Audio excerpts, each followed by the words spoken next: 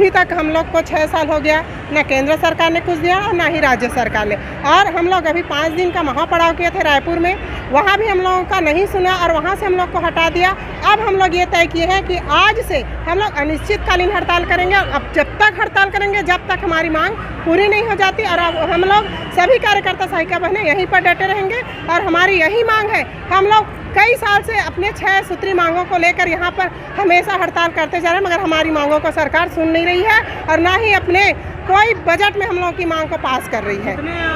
लाखों आंगनबाड़ी कार्यकर्ता, आज छत्तीसगढ़ के आंगनबाड़ी कार्यकर्ता भी अनिश्चितकालीन हड़ताल पे बैठे हैं और सभी जगह आंगनबाड़ी केंद्रों में ताला लटका हुआ है। अपनी प्रमुख मांगे हैं, हमारी जो मांग है वो कलेक्टर दर है जो घोषणा पत्र में लिखे थे भूपेश सरकार, वो हमारी प्रमुख मांगे हैं। और हमको शासकीय कर्मचारी घोषित करे, पेंशन दे, 100% सुपरवाइजर के पद में पदोन्नति ले और जो मिनी आंगनबाड़ी कार्यकर्ता है उसको प्रमुख कार्यकर्ता में ले, पेंशन दे। और जो बालवाड़ी चल रही है उसमें हम लोग को ले, ना कि टीचर को वहाँ ला के बिठाए।